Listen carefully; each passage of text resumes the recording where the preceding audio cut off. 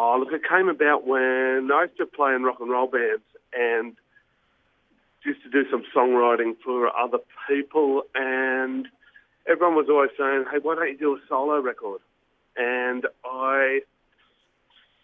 when I had my first child and took some time out from touring, I thought that here's a great time to do it.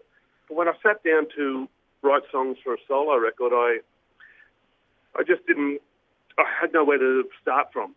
You know, I didn't know where. There's so many kind of singer-songwriter albums out there in the world. I didn't want to just put another bit of plastic out in the world.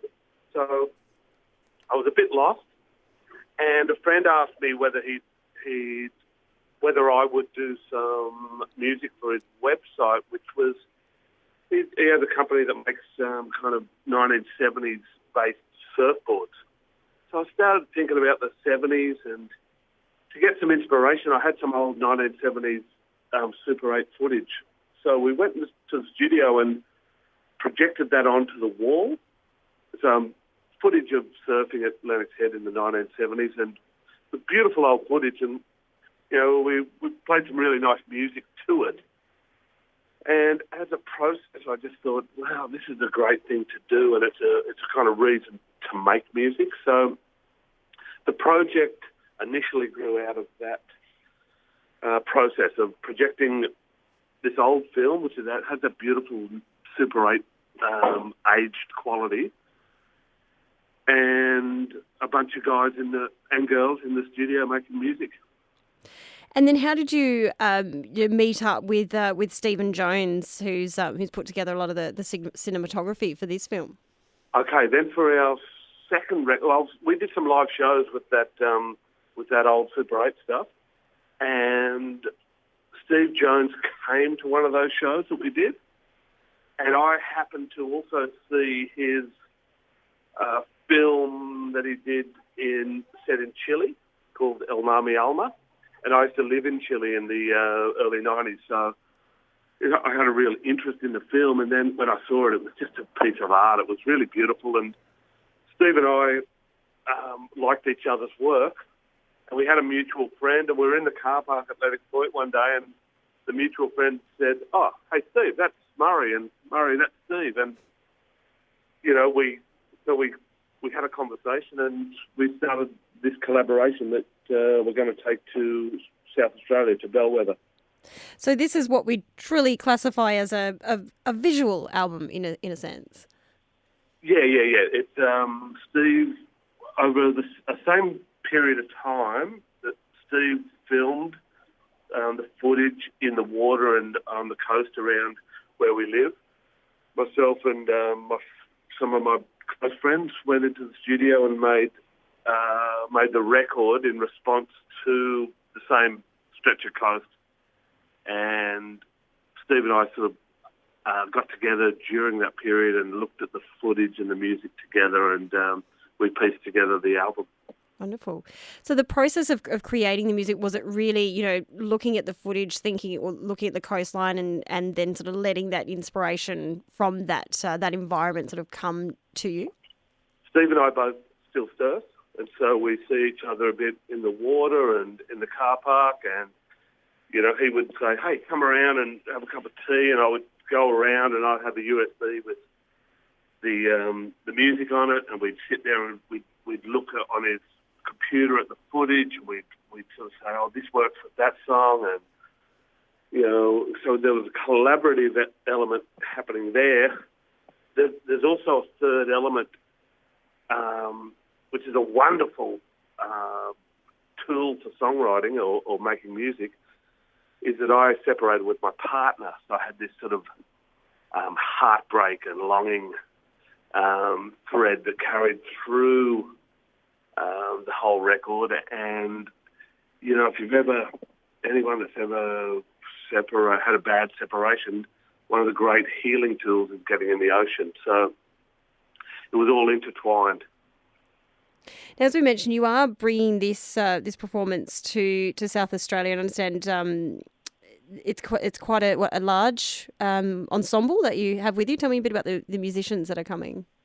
Oh, it's what they call a crack band. It's some of my closest friends and some of my, heroes and some wonderful musicians. A guy called Fitzgerald is originally started playing bass in our band, but when our other drummer got busy with other projects, we moved him onto drums. There's Kenny Gormley on bass guitar. Kenny's an old mate of mine that used to play in the Krill Sea, and he brings an energy to the band. Our newest recruit is a wonderful lady called Amanda Brown, who you would know from the Go-Betweens. Mm-hmm. A wonderful violin player, and for a lot of us guys in the band, she was like a heartthrob in the 1980s. And there's Joel Silbersher, who plays guitar and sings when he needs to, and he's a wonderful musician from Melbourne who had a band called God in the 1990s. And there's a couple other people as well, but they're the sort of big names. So on the performance, so you'll be doing the music live, and people will be able to see the footage being projected alongside it. Is that how it will work? Yeah. So we have the new film, and we project it in its entirety, and we perform a live score to that. Which is a bit tricky in a live situation. You're getting the timings right, and it's a wonderful challenge. And every show's different depending on the venue and the crowd and how big the screen is, and so many dynamic things come into play. And then we also, at the end of the night, play a bit of the old footage, the 1970s Super 8 stuff, and some songs from the first album. And we mentioned venue there, and this, of course, is quite a unique, wonderful venue that you'll be coming to do this in Coonawarra. How did you hook up with Sue and the team, and this come about that we managed to score it here? I used to do I first went there to Coonawarra with Tex Perkins.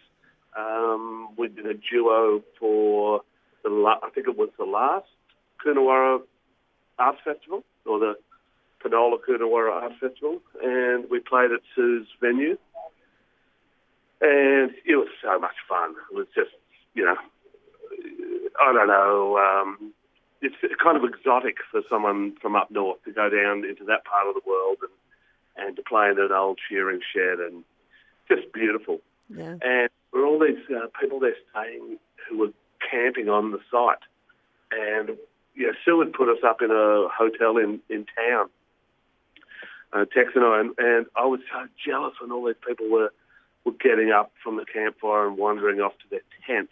I just thought, I want to come back one day and stay in one of those tents. So this year she's invited us back, and we're going to stay in the tent.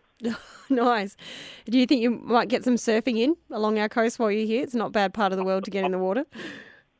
Unfortunately, no. I'd love to. And Steve and I, one of our plans was to come down and spend a week camping on the coast and doing some filming, and taking a guitar and, lighting a fire at night and playing some tunes.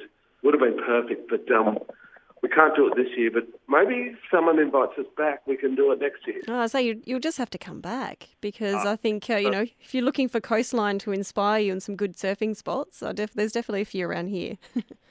Yep, well, and some cold water. Yes. I like the cold water. We can provide that, absolutely. On tap. Exactly. Well, it should be a fantastic performance and something really unique for people to come and check out. So we look forward to welcoming you as part of the Penola Coonawarra Arts Festival. Well, you're obviously going to come. I'll see you there.